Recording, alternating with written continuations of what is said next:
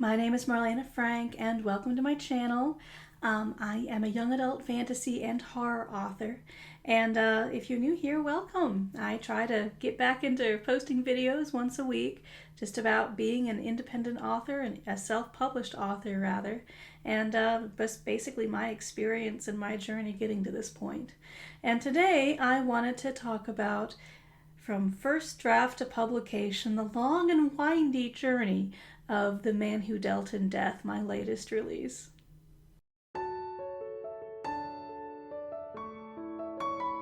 So this is a book. It just came out in September 2024 if you're watching this later. So this book has had a heck of a journey, and I think it really epitomizes all of the twists and turns that can happen when you are trying to publish a book. I'm sorry if you hear noises, it's my kitty Zoe getting into things. So I wrote the first draft of The Man Who Dealt in Death back in 2012. I had just released the prequel novella, Night Feeders, and it was digital only, and it was starting to get some good, getting well received, getting some good reviews on it, and it made me really confident.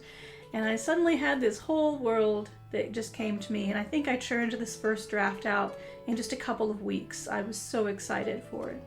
And then, I talked about this a little bit in my Becoming a Self-Published Author video, but this book was one of the ones that I queried around to agents quite a bit. And the lack of interest is actually what got me kind of depressed. Got me very, questioning whether I wanted to be an author, questioning whether I was good enough to be an author. I do not have, I've not been, trained in this or anything like that. I come at this from a computer science major, a very different world compared to that of writing and English and everything. But I've always loved to read and I've always loved to write. So that is really what got me to keep going. Eventually I gave up trying to query this to agents and trying to find like a big 5 publisher. I had basically a clause in one of my previous short story publications or novella publications. It's with a now defunct publishing house, but they had a clause that they wanted first dibs on my next publication, which was going to be this book. So basically what I ended up having to do was they gave me a contract for it because they liked the manuscript. They gave me a contract, but there were a lot of things that I was like, this doesn't feel right. This feels predatory. This feels wrong. I had to figure out, but I didn't have the language for that, right? That is not my expertise. So thankfully, I live in a state where there are the lawyers for the arts group, and you can reach out to them and they will try to connect you with an attorney who will help you review contracts and things like that. These lawyers are literally there to prevent people in the arts from being caught up in these kinds of things. I've recommended them so many times to people. I was connected with an excellent attorney who had experience writing her own books, and she went through in a phone call with me that lasted a couple of hours because it was a long contract, and pointed out all of the problems and nefarious wording and what they were asking for throughout the entire contract. So that was eye-opening.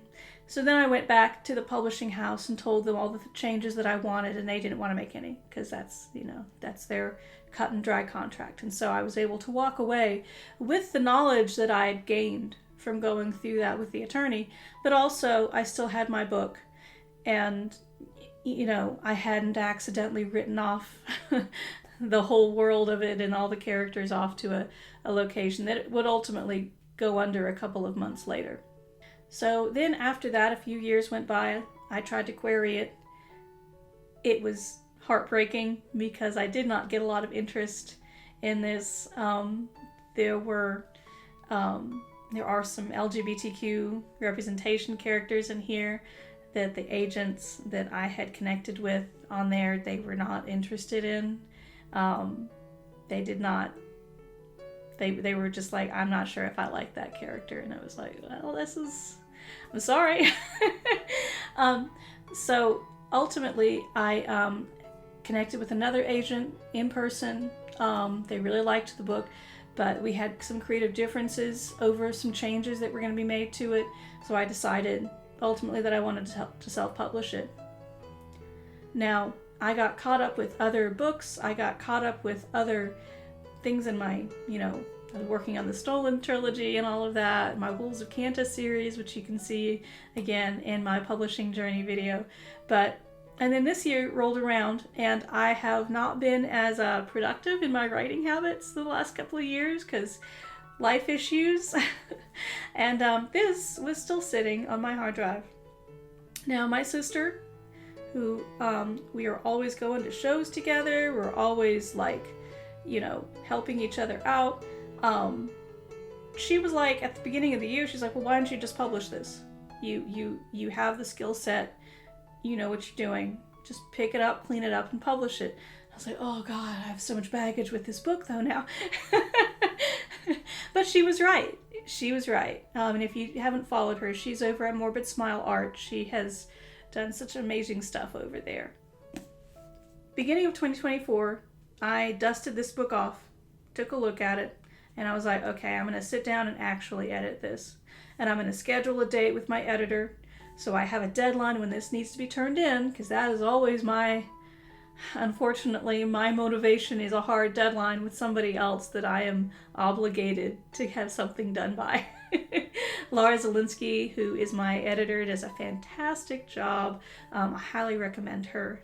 So then I went through and I worked with JV Arts. They did the cover. They actually did the cover for this one and the sequel, which I am still working on. Again, book baggage. So they did the cover for this one, and it's just gorgeous. I absolutely love this. And then the book came out in September, and it has gotten such great reviews and feedback from people, and my heart is full. You know what I mean? This is such a weird book.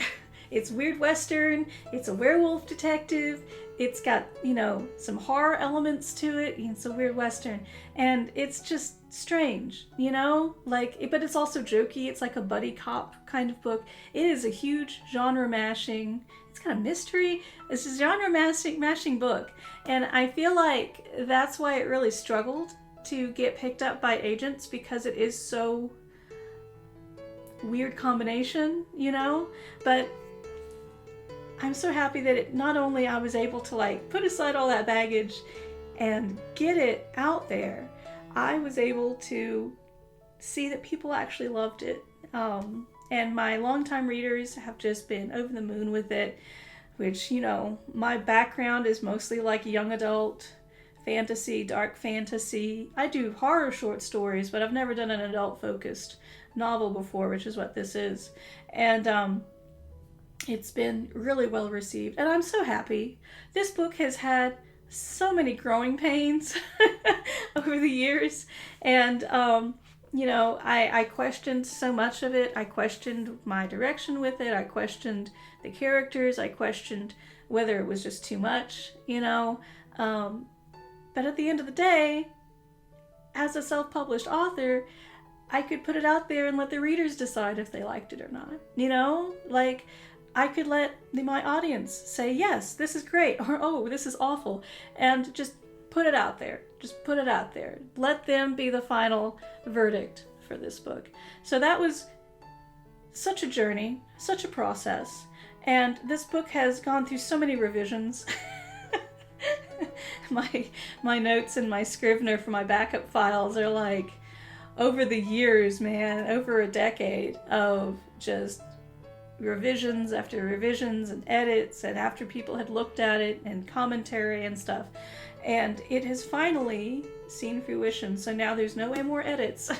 There's no more back and forth. There's no more flip-flopping with it and trying to figure out if it's worth being out there or not. It's out there, and once it's out there, it's there, and it can't be retracted and changed, not easily. You can always do stuff as a self-published author, but I like to think of it kind of more set in stone than that. And your audience can decide if they love it or hate it. And it's just been so relieving to know that after kind of missing its mark with so many people, it's being not only well received, but, you know, it's been put on like a top 50 list recently, and I'll probably put it down here in the captions so you can look at it, and a link below so you can read it. I've just been so proud of this book. This is my 11th book that I've self-published, that I've released like this, and it's got legs and it's doing great. So yeah, don't give up on these books.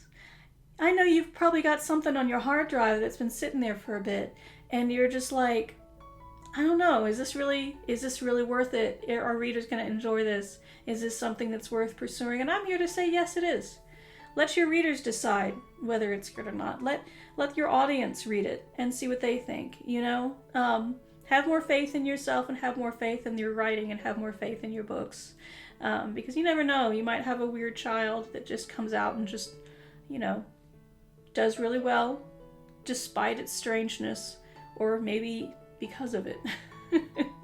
I am planning on writing more in this series. This is basically, each book is going to be its own mystery that these detectives are solving, and each one's like a weird adventure in that time period in the 1890s. So it's a fun little piece. It's not historically focused. It's more fantasy focused than historically accurate, though I do have a lot of like nods and little things in there that, you know, I did do a lot of research for. So hope you enjoy this. If you decide to pick it up, it's also available for your library to pick up and your favorite bookstore to order copies. Again, I'm through Ingram, so usually if that's there, they can order copies for you. So yes, I'll put a link down below where you can find this and all my other books. Thank you for being here. I hope this was helpful for you. I hope this was useful information. And if you enjoyed it, please give me a like and a subscribe. And, you know, again, I'll try to get my videos up on a more regular basis. Leave a comment below, share with your friends, because this is my journey, and everyone's journey is different. One of my author friends told me a long time ago that everybody gets published differently. Every author has a different story and a different journey. And I would say almost every book has its own journey at this point. But thank you for being here. Take care of yourself. Bye.